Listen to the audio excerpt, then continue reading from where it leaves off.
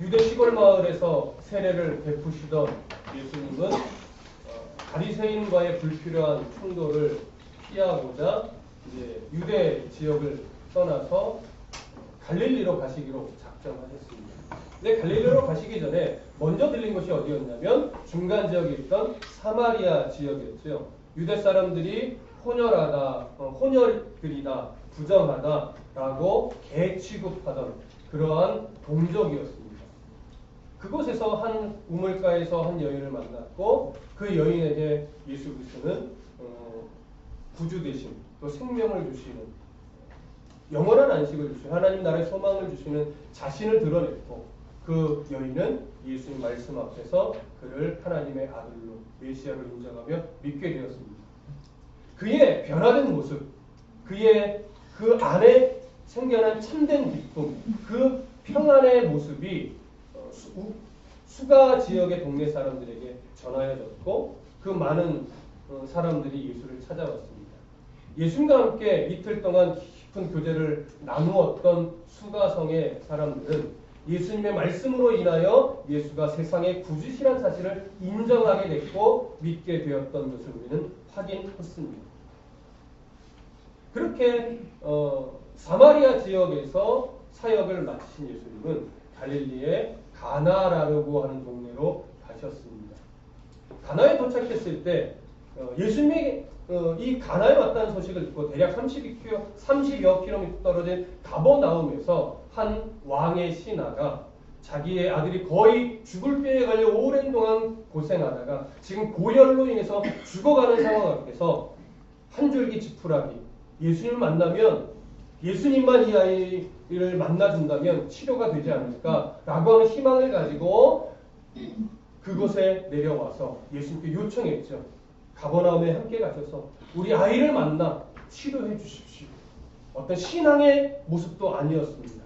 믿음의 행위도 아니었습니다. 그저 죽어가는 아이를 향한 부모의 심정으로 예수님께 찾아와서 간절히 부탁했는데 예수님은 함께 가주시지 않았습니다. 그저 돌아가라, 네 아들이 살았다. 이 말씀 한마디였습니다.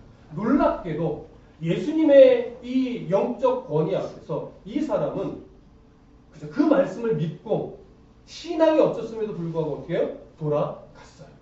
밤새도록 걸어서 돌아가는 길, 이제 가버나움 자기 마을에 거의 도착했을 때 자기 집에 있던 종들을 만나서 묻습니다. 아이가 어떻게 됐느냐? 아이가 열이 떨어지고 살아났습니다. 언제부터 그랬느냐? 어제 저녁 7시경부터 열이 떨어지고 살아났습니다.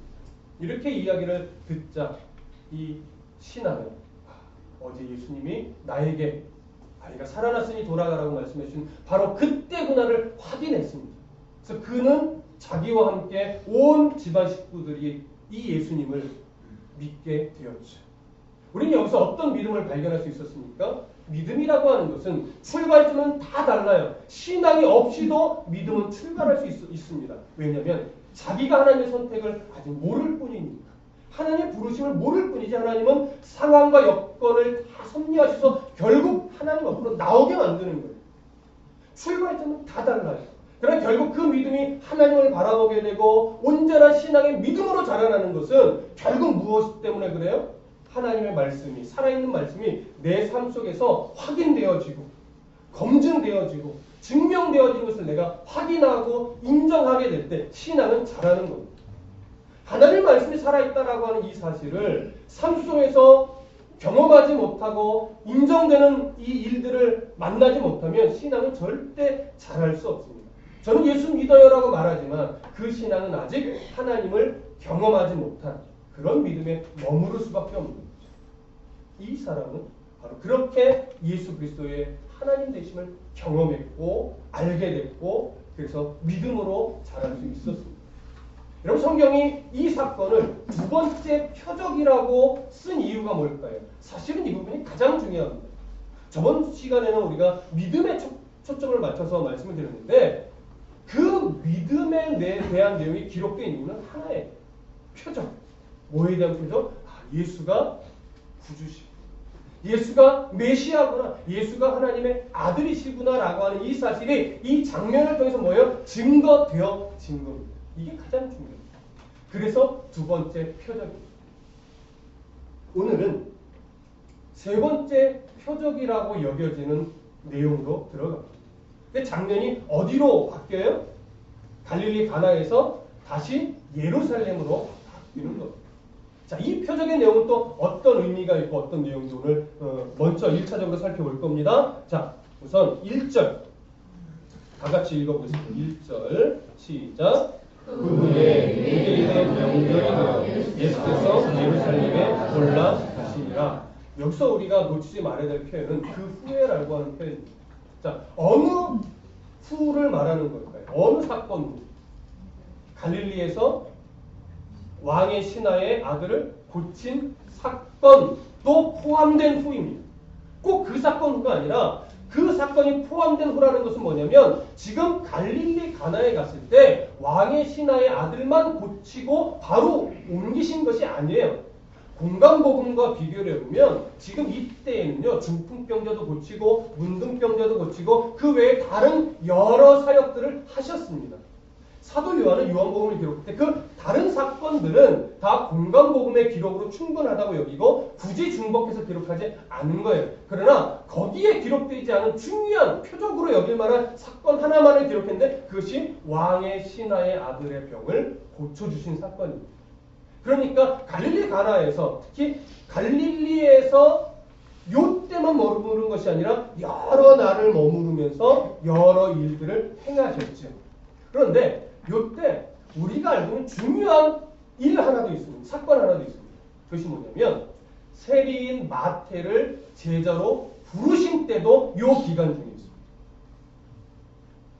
있습니다. 12제자는 이 사건 이후에 12제자를 부르시는, 그러니까 제자로 임명하여 부르시는 사건은 이 사건 훨씬 이후입니다. 그러니까 지금 예수님을 따르는 무리들은 아직 많지 않아요. 가끔 어린이들을 가르치는 시각 자료에 보면 이미 이때 막 12제자가 따라가고 있는 것으로 그리는 경우도 종종 있지만 실제로 아직 12제자가 예수님을 따르는 시기는 아닙니다. 몇 명이 예수님을 따라 예루살렘까지 왔는지는 알 수 없습니다. 그러나 이 세밀한 표현들로 보아 아마도 최소한 사도 요한만큼은 동행했을 것으로 봅니다. 어떤 신학자들은 오늘 사건에서 제자들에 대한 언급이 없기 때문에 아마 예수님 혼자 움직였을 것이다 이렇게 말하기가 틀렸다라고 볼 수는 없습니다. 왜냐하면 아직 성경에 명확한 근거가 없기 때문에. 그러나 우리가 추측해 볼 수 있는 것은 이 내용적 세밀함으로 보아 이건 단순히 전해 듣고 기록한 것으로 보기는 좀 어렵습니다. 근데 요한복음의 전체적인 특징으로 볼 때 사도 요한만큼은 예수님 이에 따라가면서 자기는 드러내지 않고 그 장면 하나하나를 아주 명확하게 보고 의미를 이해하고 성경에 필요한 만큼 기록해낸 것을 우리는 보고 있기 때문에 오늘 이 예루살렘으로 온 사건도 아마도 다른 제자들이 있었는지 없었는지 모르겠으나 누구만큼은 있었다고 볼 수 있어요? 사도 요한만큼은 이 여행에 동행했을 것으로 우리는 이해하고 그리고서 오늘 본문을 보려고 합니다. 자, 그러면 1절을 이렇게 하죠. 그 후에가 갖고 있는 의미를 알게 됐어요. 이게 아마 몇 주인지 몇 개월인지는 알 수 없으나 꽤 여러 날이 이제 지나 갈릴리의 사역을 충분히 마치고 나서 어떤 때를 근거로 하여 예루살렘으로 올라와요? 유대인의 명절이 되어서 예수께서 예루살렘에 올라가셨습니다. 종종 막 좀 논쟁처럼 견해들이 나오는 것은 이 명절이 무슨 명절이냐라고 하는 것 때문에 이런저런 견해가 많습니다. 우리가 상식적으로 알고 있다시피 유대인들이 예루살렘에 모이는 대표적인 절기는 크게 세 가지입니다. 가장 대표적인 게 뭐예요? 유월절. 그 다음에 오순절. 그 다음에 초막절. 이 절기를 지금 굳이 막 살펴보진 않겠습니다. 시간이 길어지니까. 가장 많은 사람들이 모이는 절기는 바로 유월절. 나머지는 올라갈 수도 있고 안 올라갈 수도 있고 그러나 가능하면 올라가는 절기들이죠. 그런데 이 유월절이라고 말하는 학자도 있고 오순절이라고 말하는 학자도 있고 초막절이라고 말하는 학자도 있고 이 외에 불임절이라고 말하는 학자도 있습니다. 여러분 불임절하면 성경 어디가 딱 떠오릅니까? 이제는 좀 기억하셔야죠. 이러시는 분 제가 한번 발견했어요. 이건 뭐예요? 기억이 잘 안 난다는 얘기인데 성경 어디가 딱 떠올라야 돼요? 에스더서가 딱 떠올려요. 하만이 이스라엘을 멸절시키려고 페르시아 그 지역에서 멸절시키려고 간교함을 꾸미다가 하나님의 은혜로 어떻게 해요? 그것이 다 무너졌죠. 그래서 이스라엘이 구원된 이 날을 기념하여 불임절로 지키게 되었던 겁니다. 성경에서 비롯된 절기는 아닙니다. 중요한 건 성경이 어느 절기인지 굳이 기록하고 있지 않다라고 하는 거예요. 사도 요한이 몰라서 기록하지 않았을 리는 없습니다.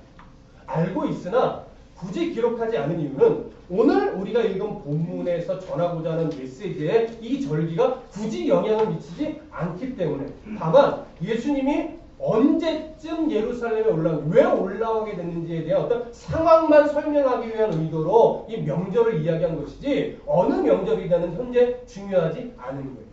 그래서 우리도 이것이 어느 명절인가를 굳이 찾아보지는 않을 겁니다. 무슨 말씀 이해되시죠? 하여튼 어떠한 명절의 때를 맞이하여서 예수님이 이제 갈릴리 사역을 마치시고 예루살렘으로 올라가셨습니다. 이제 어떤 일이 벌어지는가? 2절을 읽어보겠습니다. 시작. 예루살렘에 있는 양문 곁에 히브리 말로 베데스다라 하는 곳이 있는데 거기 행각이 5이 있고 라고 말합니다. 자, 여러분 6월절에 명절이 어느 명절이냐도 드러내지 않은 이 저자가 뭐에 대해서 지금 자세하게 설명을 해요? 베데스다라고 하는 연못을 소개하는데 이것을 어떻게까지 설명했냐? 예루살렘에 양문이라고 하는 그 곁에 베데스다라고 하는 연못도 있고 거기에 뭐까지 있대요? 행각 5개까지 있대요. 굉장히 자세한 설명이에요. 그러면 명절에 대해서 가볍게 넘기는 것과 이것을 비교해 본다면 지금 요한의 눈에는 뭐가 중요해요? 이 장소가 매우 중요한 거예요. 무엇을 위해서? 오늘 본문에서 뭔가 전달하고자 하는 메시지를 드러냄에 있어서 이 장소가 중요하기 때문에 이렇게 세밀하게 기록을 하고 있는 겁니다. 물론 여기에는요, 덤으로 어떠한 효과까지 있냐면 이것이 역사적으로 분명히 있었던 사건이다. 역사적인 실존의 사건이다라고 하는 걸 드러내는 효과까지도 있습니다. 이게 1888년에요. 이 고고학자들이 이 지역의 유적지를 정확하게 발견을 해서 이것이 실제 있었던 장소이고 그래서 성경에 실제로 이 사건이 있었다라고 하는 것을 밝혀내기까지 했어요. 그러니까 이 장소는 매우 중요합니다. 자, 그러면 예루살렘에 뭐가 있대요? 양문이 있대요. 여기서 말하는 양문은 어떤 문일까요? 여러분 우리 예전 말씀들을 좀 더듬어 보시면 분문이라는 말씀도 한번 드린 적이 있어요. 아마도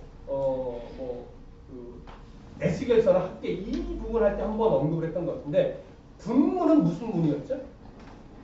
그럼 어문도 있는데 어문은 무슨 문일까요? 딱 느낌이 안 오나요? 분문은요 똥거리는 문. 네. 어문은 수산물이 들어오고 나가는 문. 양문은 무슨 문일까요? 그러면 양. 제물로 쓸 양이 출입되는 문. 그래서 이 양문 근처에 뭐가 있을 것으로 여겨지냐면 제물로 바칠 양을 매매하는 곳이 있을 것으로 여겨집니다. 그래서 이곳에서 제물로 쓸 양을 사고 그 제물을 사서 베데스다 연못 가서 씻어서 이 문을 통과해서 예루살렘 성전으로 가져가는 것이죠. 이 문은 예루살렘을 기준으로 보면 북동쪽에 위치해 있는 그런 문입니다. 오늘날 이곳은요 역사적으로 중요한데 특히 이 옆에 뭐가 있어요? 베데스다 연못이 있다는 거잖아요. 이 연못은 오늘날은 성 안내의 연못이라고 해서 어떤 관광지로서 좀 이름이 드러나 있는 곳이기도 합니다. 자, 그러면 베데스다 연못 이름은 자비의 집이라는 이름의 의미를 좀 갖고 있습니다. 그럼 이 베데스다 연못이 왜 중요할까? 우리가 좀 생각해 볼 필요가 있는데 이 베데스다의 연못은요 나름 수영도 할 수 있을 만큼 나름 깊이가 어느 정도 있는 그런 연못이라고 해요. 그러니까 수영도 하고 목욕도 하고 또 뭐도 씻어요? 양도 씻고 이랬던 곳인데 이런 연못 옆에 뭐가 있다라고 행각 5이 있대요. 행각은요 오늘날로 하면 오두막 같은 개념이라고 이해하시면 돼요. 그러니까 사방은 뚫려 있습니다. 위에 지붕만 덮여 있습니다.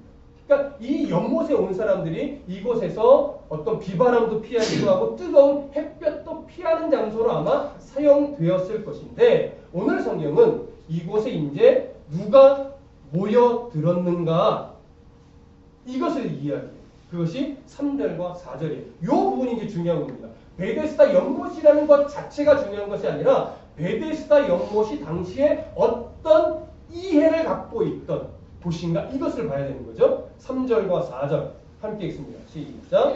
그 안에 많은 병자, 맹인, 다리 저는 사람, 혈기 많은 사람들이 있고 물의 움직임을 기다리니 이는 천사가 가끔 곳에 내려와 물을 움직이게 하는데 움직인 후에 먼저 들어가는 자는 어떤 병에 걸렸든지 낫게 되리라. 당시 사람들이 베데스다 연못을 바라보는 이해가 이겁니다. 어떤 부류의 사람들이 몰려들었어요? 많은 병자들이 몰려들었어요. 근데 그 대표적인 병을 뭐로 소개하냐면 맹인, 또 다리 저는 사람, 또 혈기 많은 사람.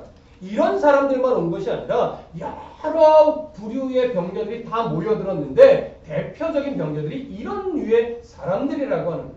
그러니까 이런 류의 사람들이라는 건 기본적으로 이런 이해입니다. 세상의 의료, 그 당시 의료 기술로는 전혀 고침을 받지 못해서 평생을 이 고통 중에 살아가고 있던 사람들이 마지막 한 줄기 지푸라기라도 잡는 심정으로 당시에 가지고 있던 미신에 의지해서 모이던 곳이에요. 그럼 어떤 미신이에요? 오늘 성경이 설명을 하죠. 자, 3절 중간 끝부분부터 보면 이렇게 돼 있어요. 물의 움직임을 기다리니 이는 천사가 가끔 못에 내려와 물을 움직이게 하는데 움직인 후에 먼저 들어가는 자는 어떤 병에 걸렸든지 낫게 되미러라. 여러분 이게 성경적 사실이에요? 미신이에요? 미신이에요? 성경에 기록됐다고 다 성경적인 게 아니에요? 오늘 이 부분은 미신입니다. 물이 요동칠 때가 한번 있는 거예요. 주기적으로. 근데 주기적으로 물이 요동칠 때 가장 먼저 들어가는 사람이 병이 낫는다라고 하는 전설이 생겨버린 거예요. 근데 그것을 믿고 그렇게라도 한번 해보려고 하는 희망을 다 잃어버린 병자들이 이곳에 모여들기 시작하는 거죠. 근데 오늘 예수님이 예루살렘에 왔을 이때쯤에는 굉장히 많은 사람들이 몰려요. 그런 거 생각해 보십시오. 이 그림을 좀 그려보실 필요가 있어요. 연못이 작지 않은 연못인데 혼자 걷기도 힘든 거동도 불편한 사람들까지 다 포함해서 병자들이 몰려들었어요. 물이 움직이기만 하면 뭐예요? 먼저 그 연못으로 뛰어 들어가려고. 맹인, 다리 저는 사람, 혈기 많은 이 중풍병자 같은 거예요. 그러니까 어떤 사람은요 누워있는 상태에서 걷지 못해요. 그런 사람은 어떻게 물로 뛰어들어요? 그냥 몸을 막 아시겠죠? 막 비틀어서 막 이러면서 땅에 긁혀가면서도 거기 넘어가려고 하는. 그러니 몰려든 사람들이 지금 주로 어디에 있겠어요? 물가 주위에 삥 둘러서 자기의 모양대로 그냥 둘러 누워서 엎드러져도 있고 막 맹인들은 어찌됐거나 넘어가려고 서 있든지 앉아 있든지 기다리는 거예요. 이 장면이요. 이게 아름다운 장면이 아니에요. 얼마나 비참한 장면입니다. 다른 방법이 없습니다. 그렇게 해서라도 병 치유해 보려고. 근데 왜 이런 미신이 생겼을까요? 정확하게 알기는 어렵습니다. 그러나 추측하건대 이 연못은 간헐천으로 봅니다. 간헐천. 간헐천이 뭐예요? 주기적으로 땅에서 물이 솟구쳐 오르는데 때로는 가스도 올라오고 때로는 어떤 뭐라고 그래요? 화산 이런 영향으로 물이 쏟아져 올라오는데 뜨거운 온천수가 올라옵니다. 그래서 주기로 어떤 간헐천은 몇 초 주기로 올라오기도 하고 어떤 간헐천은 길게는 2달까지의 주기로 해서 올라오기도 한답니다. 하루에 몇 차례 올라오기도 하고 그래서 꽤 시간이 일정한 경우도 있고 약간은 덜 일정하지만 그래도 어느 정도 주기적으로 올라오는 경우도 있는데 여러분 그런 얘기 들어보셨죠? 이런 온천들 중에는 어떤 몸에 치료 성분이 가끔 있는 곳이 있어서 특히 피부병들이 이곳에 들어가면 낫는 경우가 종종 있다는 거죠. 이거는 미신에 의해서가 아니라 어떤 과학적 성분에 의한 거예요. 그러면 그러다 보니까 학자들이 추측하기는 아마 어느 때인가 어떤 피부병과 관련된 이 사람이 그 베드스다 연못에 들어갔다가 우연히 이게 딱 맞아떨어져서 나았을 것이다. 이것이 부풀려져서 이게 물이 착 솟아오르면 그것이 물이 움직이는 거잖아요. 이것을 천사가 물이 요동하는 것으로 이렇게 와전되고 전설처럼 소문이 나서 많은 사람들이 가장 먼저 그때 들어가면 병이 낫는다. 이런 전설이 생기고 미신이 되는데 이나마 이걸 믿고 그냥 나오는 사람들이 생긴 거예요. 그래서 지금 이 사람들이 이곳에 이런 이유로 몰려 이해되시죠? 그러면 이런 미신으로 몰려든 이곳에 누가 오신 거예요? 예수님이 오신 거예요.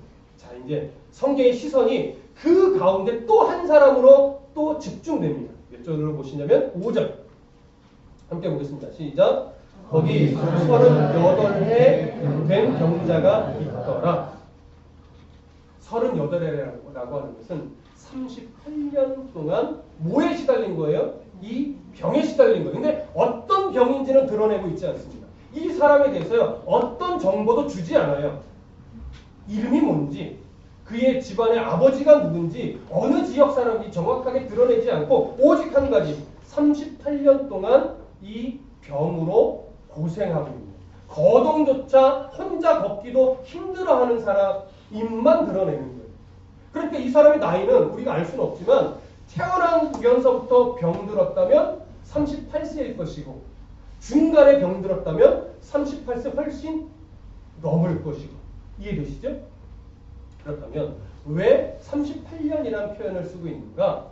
38년 된 병자라고 하는 이 표현에 담긴 의미는 뭐냐면 이 사람은 이미 육체적 치료의 회복이 육체적으로 치료될 가능성이 있다 없다?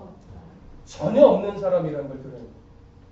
더군다나 뒤로 가보면 나를 연못에 넣어줄 사람이 없습니다라는 고백을 할 때 이 사람은 자기 혼자의 힘으로 움직이기조차 힘든, 아니 거의 불가능한 그런 사람이라는 것이 이 38년 된 병자라고 하는 표현과 뒤에 보면 나를 연못에 넣어줄 사람이 없어서 내가 들어가지 못하고 있습니다라고 하는 고백 속에서 우리는 확인할 수 있습니다.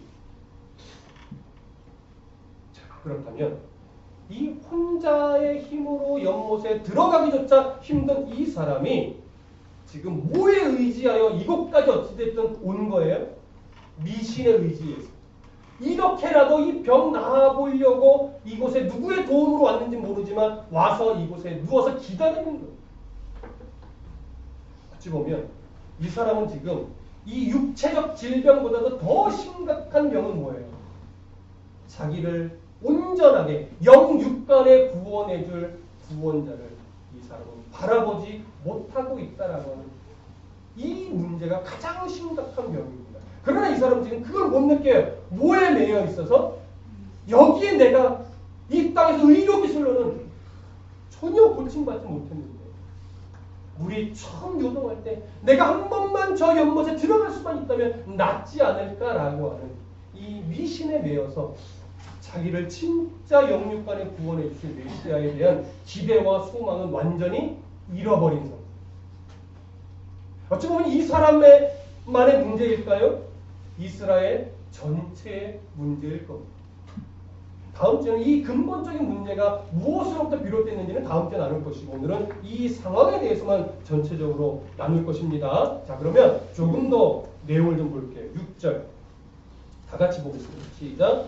예수께서 그 누운 것을 보시고 병이 벌써 오래된 줄 아시고 이르시되 네가 낫고자 하느냐.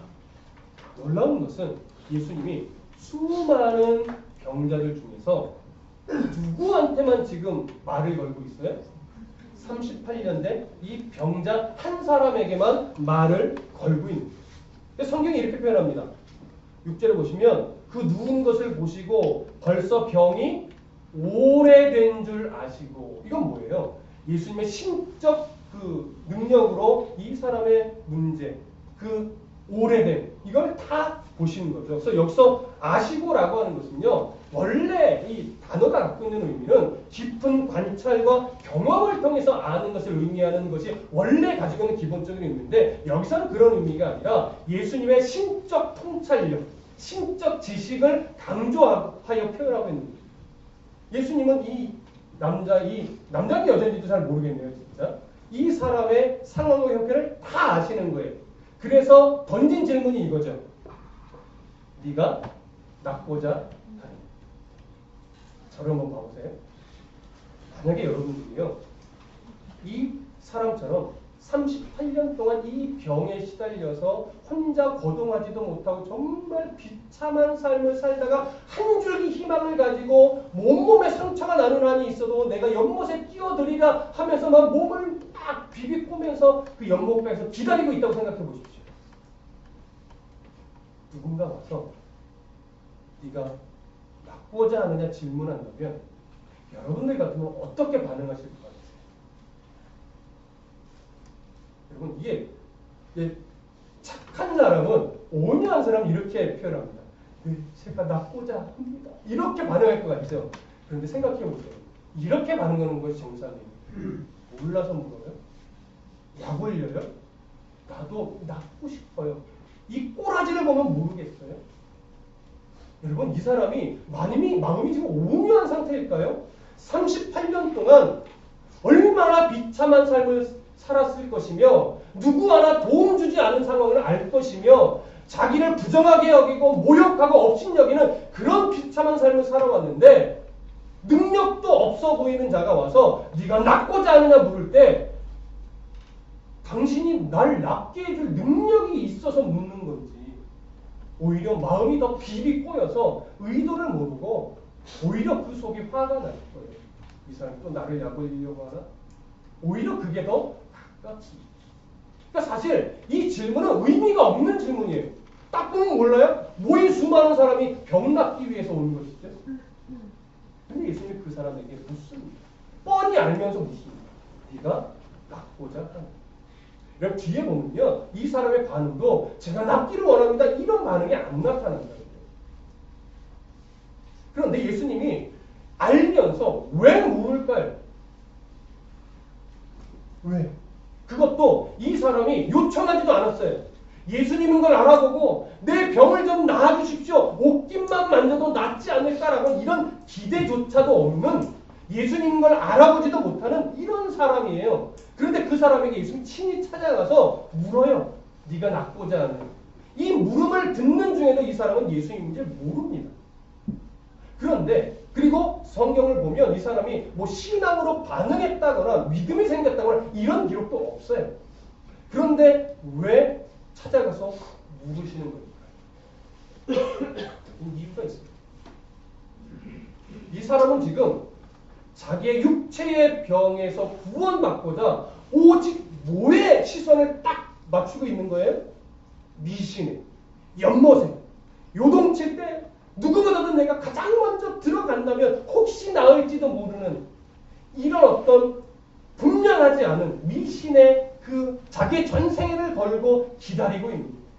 예수님은 그에게 시선을 바꿔주는 겁니다.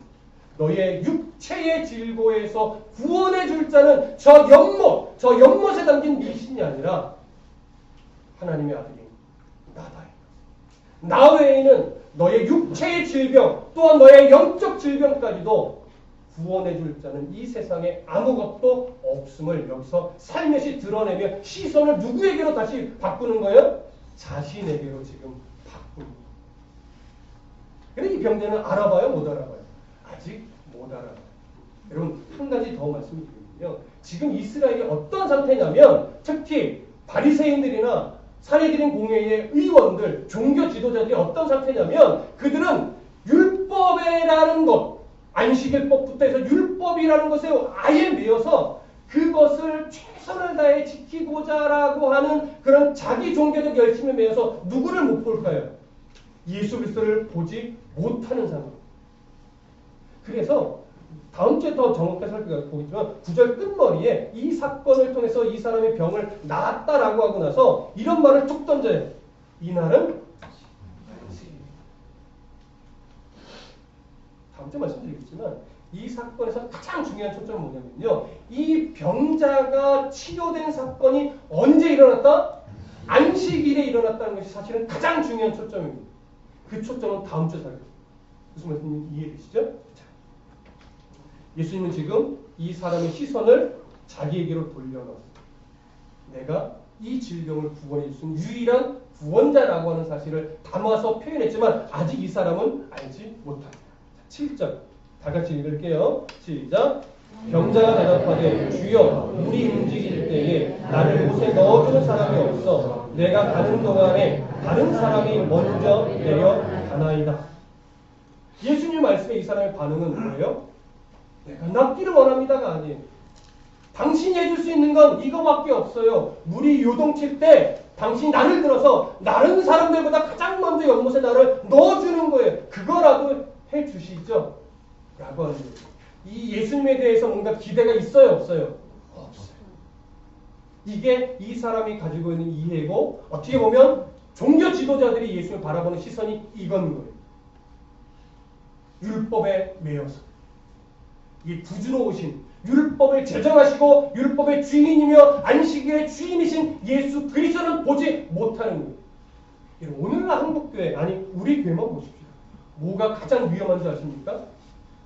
저나 여러분들이 우리는 예배하는 사람이고 우리는 기도하는 사람이고 우리는 말씀을 보는 사람이고 우리는 정직한 사람이고 우리는 열심히 있는 사람이야. 이것에 매여서 성도다운 바른 삶을 원하시는 예수님을 놓칠 위험성입니다. 교회가 커질수록 가장 위험한 게 뭐예요? 커진 교회는 바라보는데 그 교회를 세워가시는 예수님은 놓치게 된다라는 위험성. 목사가 인기가 있어지고 유명해지고 뭔가 영향력이 생기게 되면 가장 위험한 게 뭡니까? 지가 잘나서 그런 위치에 올라간 것으로 착각을 해서 나는 목회자요, 유명한 목회자요, 영향력 있는 목회자라고 하는 이 사실 때문에 뭘 못 봐요? 나를 사용하시길 원하시는 하나님을 못 본다. 늘 입에서는 예수님이 나오고 하나님이 나오지만 정작 그 사람 안에는 예수 그리스도가 없는 상황이 참 많다라고 하는 것이죠. 교회도, 직분자도, 성도도, 목회자도 다 마찬가지입니다. 뭔가 자기 열심에 취하면, 자기 노력에 취하면 정작 교회를 쓰고 싶어하고 성도를 쓰고 싶어하고 목사를 사용하고 싶어하시는 하나님의 마음은 다 사라져 있습니다. 그래서 예수 없는 설교가 참 많고 예수 없는 예배가 참 많고 예수 없는 교회가 참 많다라고 하는 것이죠. 이들은 유대인입니다. 선민이에요. 하나님의 선택을 받아 부름받은 민족이라고요. 근데 이 민족 안에 특히 예수만이 답인 병자들 안에 예수가 없어요. 하나님이 없다고요. 미신의 자기의 인생의 목적을 지금 걸고 있는 이런 상황이라고요. 종교 지도자들은 율법의 인생을 걸지 하나님에게 걸지 않고 있는 이것이 당시가 갖고 있는 가장 큰 문제라고요. 우리의 삶을 점검해 보십시오. 여러분 정말 예수님이 답이라고 하는 이 사실을 마음속에 담고 여러분들의 인생을 살아가십니까? 아니면 예수도 알고 하나님도 알고 성경도 알고 복음이 무엇인지 내용을 아는데 정작 여러분들의 인생 속에 예수님만이 답이라는 이 사실을 놓치고 그래도 돈이 없으면 안 돼. 그래도 좋은 직장 없으면 안 돼. 그래도 좋은 대학이 없으면 안 돼. 그래도 노후 보장은 해놔야 돼. 혹시 여기에 매여서 하나님을 뒤로 놓고 살아가고 있지는 않는가? 점검해 보시고 주일에 예배를 드리느냐 안 드리느냐 이게 중요한 것이 아니라 이 문제를 지금 이야기하는 것이 아니라 정말 여러분들이 살아가는 삶의 현장 그 자리에서 주님으로 살아가는 예수 그리스도를 믿는 믿음으로 살아가는가. 여러분 예수 믿는 사람이 열심히 일하는 건 당연합니다. 누구보다도 정직하게 일하는 건 당연합니다. 누구보다도 열심히 공부해서 할 수 있으면 좋은 대학 가는 것도 중요합니다. 이것이 중요하지 않다는 것이 아닙니다. 근데 더 중요한 건 뭐예요?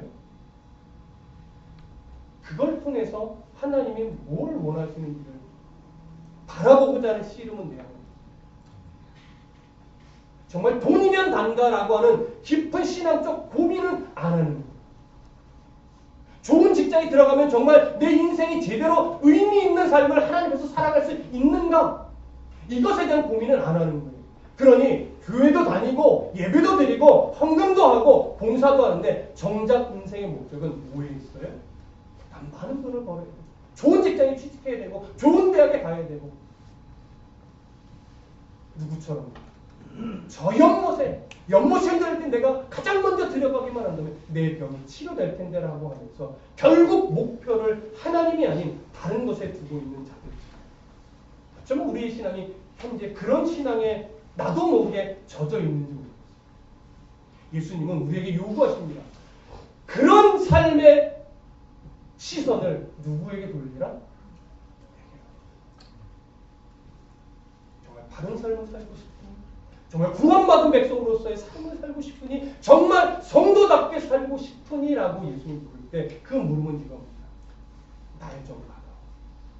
내 음성을 좀 들어다오. 말씀을 통해서 내가 너의 삶에 무엇을 원하시는지 계속 알려주고 들려주고 싶은데 너는 예수를 믿는다면서 네 삶에 바쁘고 취해서 나에게 내 음성에 귀 기울일 여유가 없고 내 음성을 보고 들을 만한 여유를 내주지 않는다. 고민하지 않는다. 오늘 예수님의 음성이 여러분 가슴속에 다시금 우리들의 잘못된 방향성을 궤도 수정해 주시면서 주님만 바라보게 하길 원하시는 그 음성으로 들으실 수 있기를 간절히 소원합니다. 8절과 9절 함께 읽습니다. 시작.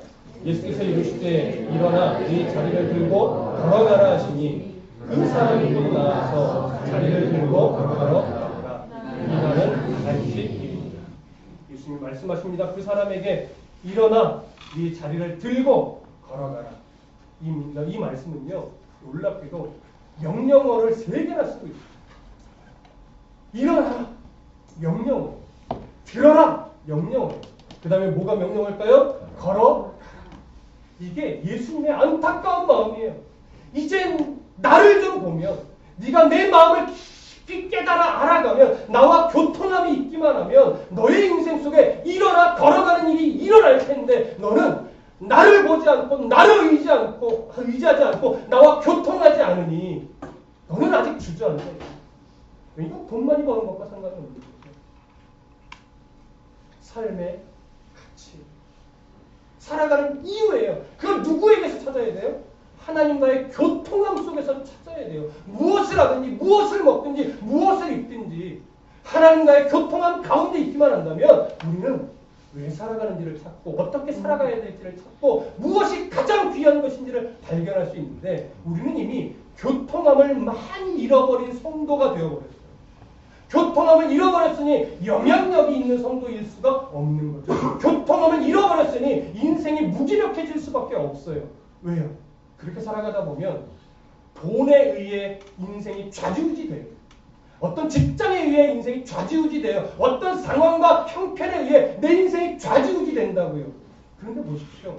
우리들의 인생은요. 예수 그리스도의 십자가의 보혈을 피로 값주고 산 하나님의 자녀로 우리들의 본향의 하나님 나라로 신분을 바꿔주신 그런 존재란 말이에요. 근데 우리가 이 땅에 있고 없음에 좌지우지돼서 어떤 사람은 인생을 끊기도 해요. 어떤 사람은 가정을 풍지박산 내기도 해요. 어떤 사람은 될 때는 되는데 뭐예요? 이게 뭐라고 해야 돼요? 될 대로 되라는 식으로 그냥 인생을 막 살기도 해요. 뭘 놓친 거예요?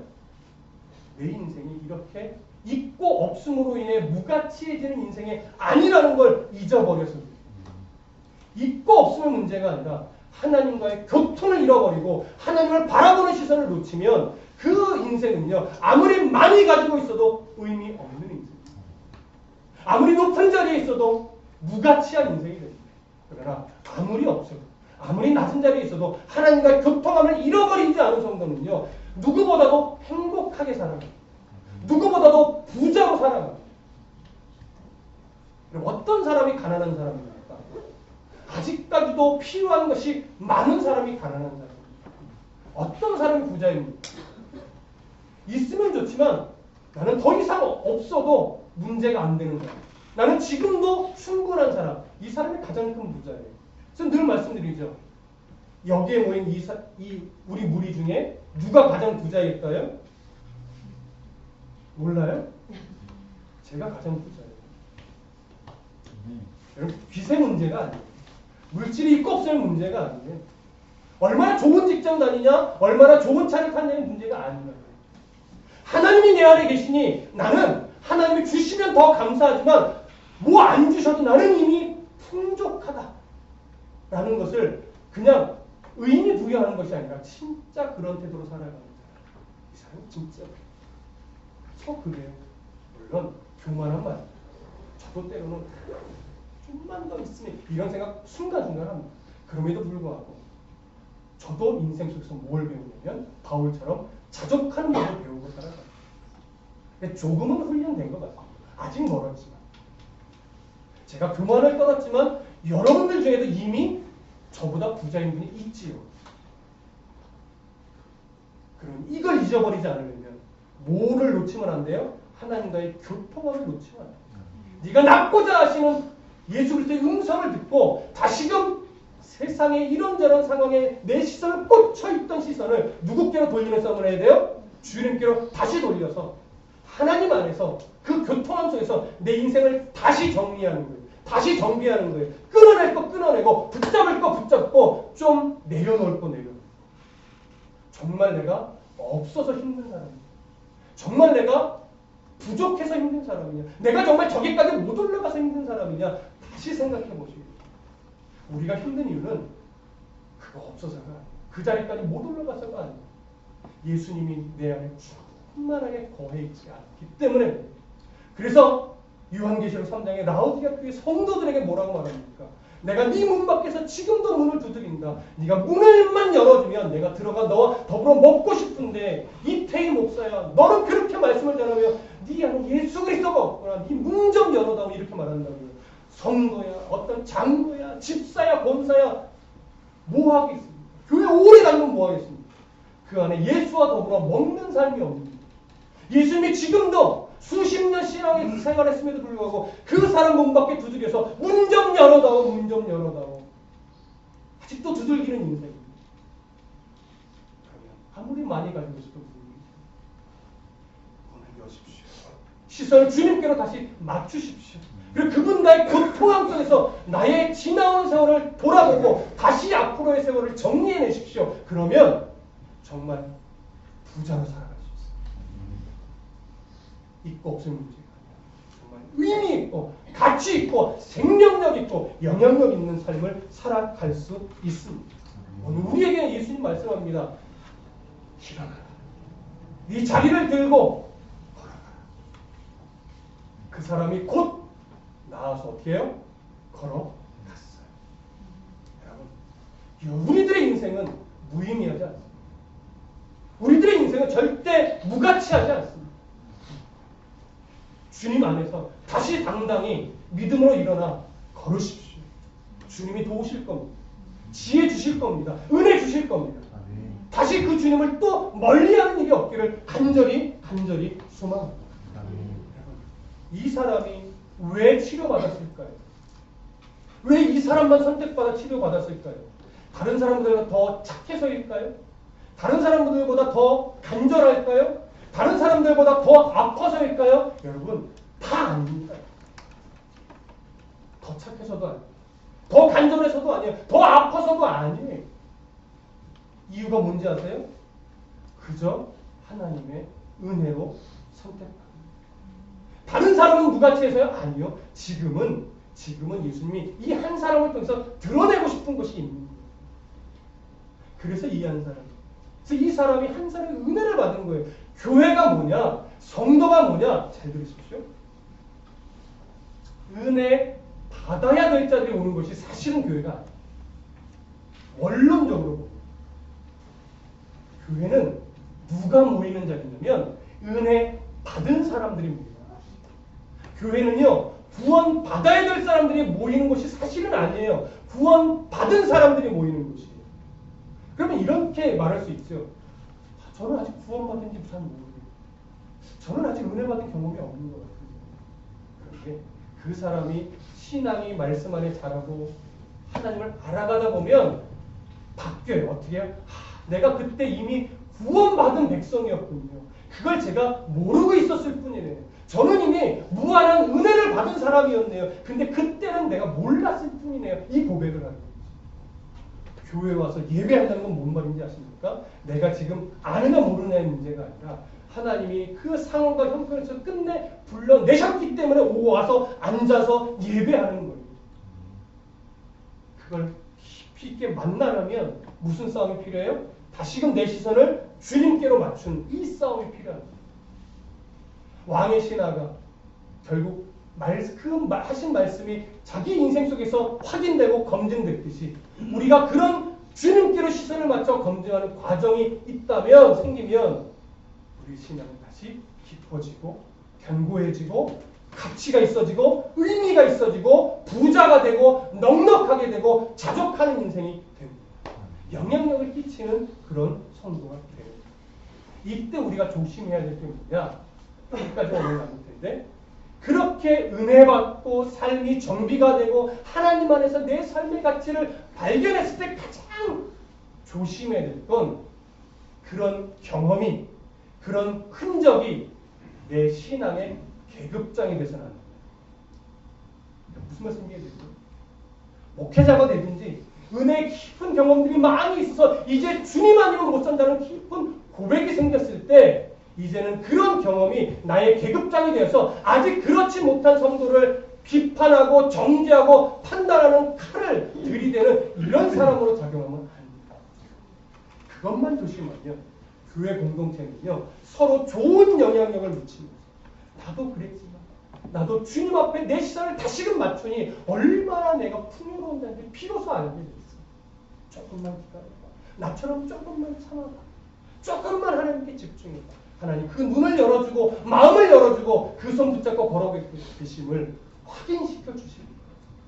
이렇게 서로 좋은 영향력을 미치는 관계로 가야지 그것이 계급장이 되고 또 서열로 작용해서 판단하고 비판하고 정죄하는 곳으로 절대 가면 안 됩니다. 38년 된 자는 그저 뭘 받은 자예요? 은혜 받은 자. 이 자리에 함께 예배하는 저도 권사님이나 장로님이나 집사님이나 성도 여러분도 신앙의 계급장으로서 서열을 가지고 앉아있는 자들이 아니라 먼저 은혜 받은 자, 먼저 은혜를 깨달은 자로 경험한 자로 그저 앉아있을 뿐입니다.